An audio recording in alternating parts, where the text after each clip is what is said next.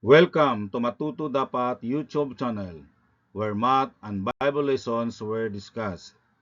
Don't forget to subscribe, like, write the comments, and share. And don't forget to push the bell button for notification.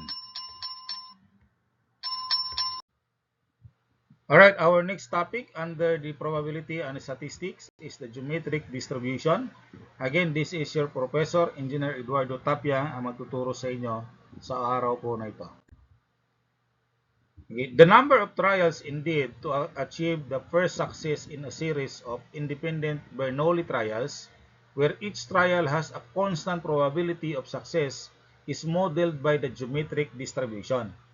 A discrete probability distribution, okay, it is widely used to determine the probability of success after the specific number of trials in a variety of fields, including the manufacturing, computer science, sports, and finance.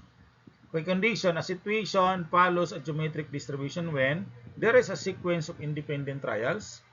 Each trial has only two possible outcomes, success and failure. Okay, then the probability of success P remain constant. Okay, and we are interested in the first success. Okay, so this method is used when we want to determine the probability that the first success occurs on a particular trial. Okay, so alam natin, gaya ng sa Bernoulli kanina, yung sa Bernoulli kasi na ating pinag-aralan, ay dalawang din yon, no? Yung success and failure. Okay? So dito, yung first trial, okay, yung first success occurs on a series of trial. No? Yun po ang kanyang tinitingnan nito, no? Yun yung gamit na tong geometric distribution. Okay?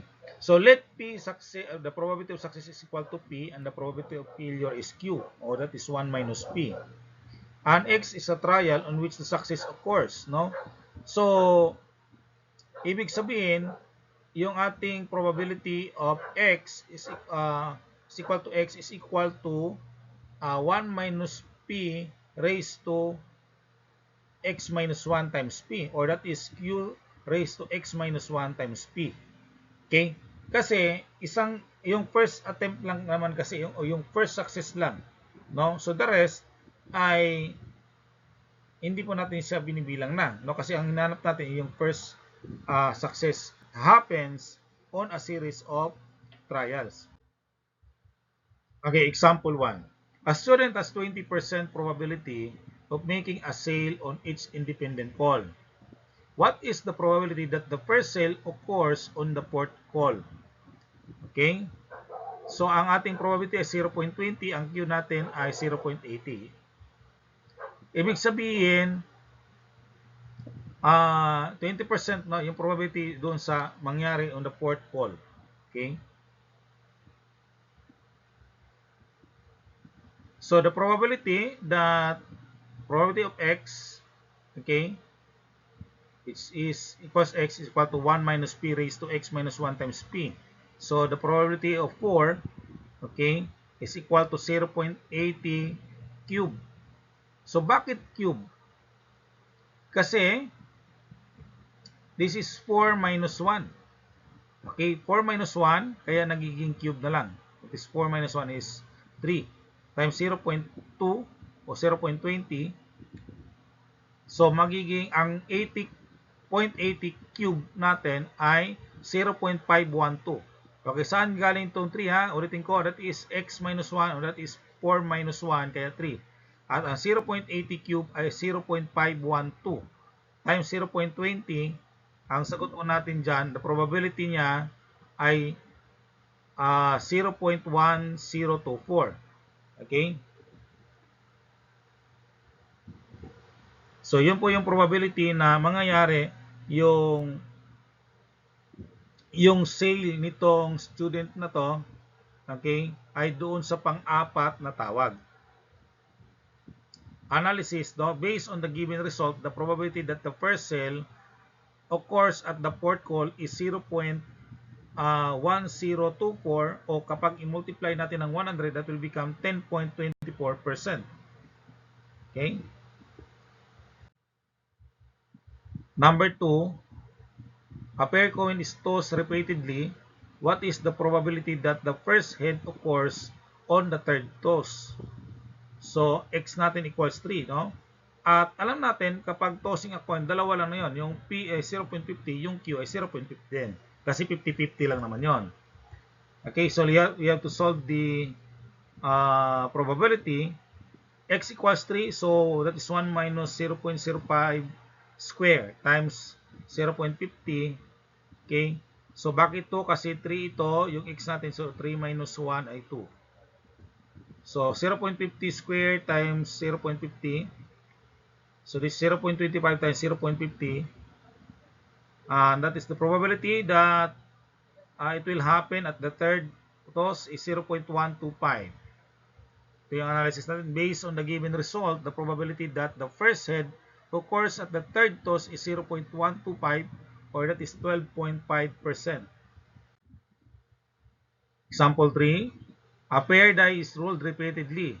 Find the probability that the first 3 occurs on the third roll, on the fifth roll. Ibig sabihin yung number 3 sa dice, di ba? Na lalabas siya o na nangyari yan na yung 3 ang lumabas doon sa roll na yon ay doon sa panglimang roll pa. Okay, panglima.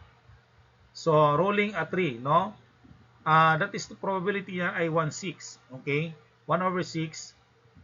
Tapos, ang Q ay 5/6. Ang X is 5. Okay? 5 pang fifth roll kasi. Okay? So, probability, okay, that X equals 5.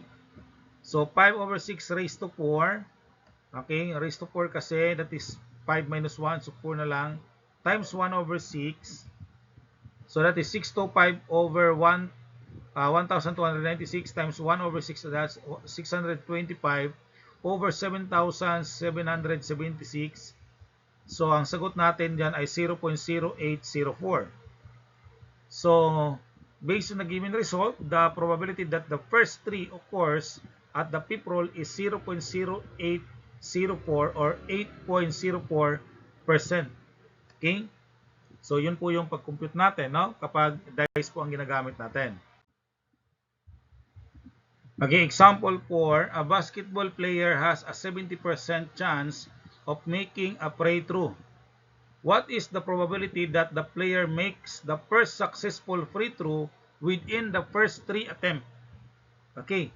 So, ito po yung medyo kakaiba, no? Kasi ibig sabihin yung first success niya ay mangyayari doon sa first 3 free throw, no? So ibig sabihin hindi po ito sa tatlong free throw niya mangyayari doon yung tawag doon yung tatlong beses siya nag-free throw, di ba, sa isang set, no? Tatlong beses siya nag-free throw, mangyayari yung first successful, o ibig sabihin pumasok yung bola. Ito ay there are 3 tawag natin yung attempt niya, no? Yung mangyayari ang first successful free throw mangyari within the first 3 attempt. Ibig sabihin pwedeng na doon sa unang attempt, no? Doon sa unang pag free throw niya pumasok agad, o kaya sa pangalawa or sa pangatlo. Kaya mayroon tayong x equals 1, x equals 2, or x equals 3. Depende po 'yon kasi within no? So ang probability natin ay 0.70 tapos ang Q ay 0.30. Okay, so ang probability that x is less than or equal to 3 ay probability of x equals 1 plus probability x equals 2 plus probability of x equals 3. Okay? So isa-isay natin pagkuha ang probability ng tatlo, no? So probability at x equals q of x, q raised to x minus 1 times p. Ito yung formula natin. So at x equals 1, so 0.30 raised to 0. Bakit 0? Kasi 1 minus 0, that is 1 minus 1, sorry, 1 minus 1 ay 0. So raised to 0 times 0.70, of course raised to 0 ay 1. Okay? X equals 2. So 1 na to kasi 2 minus 1. So 0.30 raised to 1 times 0.70, that is 0.21. Multiply natin kasi is considered as 0.30, no? Tapos x equals 3, that is 0.3 squared times 0.70 equals 0.063. Kapag i-add natin, yan, so i-add natin yung tatlong probability, so we come up 0.973. So malaki ang chance, no? Kasi it's either naman doon sa first pre-true na yon. Pwedeng nasa una, pwedeng nasa pangalawa, pwedeng nasa pangatlo. Okay, so based on the given result, the probability that the first successful pre-true within the first 3 attempts is 0.973 or 97.3%. So ibig sabihin, malaki ang chance na within the first 3 attempt, mayroong isa doon na papasok agad o makapasok doon sa yung bola, no? Pero may chance pa rin naman na baka mamaya wala din pumasok. Okay. Okay, example 5. A student has a 20% probability of answering a particular question correctly. What is the probability that the student gets no correct answer in the first 5 attempt? Okay? So, ang P natin ay 0.20, ang Q ay 0.80. X is greater than 5. Bakit greater than 5? Kasi in the first 5, wala po siyang tamang sagot. So, okay? So, yung 5 questions, wala siyang tamang sagot doon. So, P is greater than 5. No?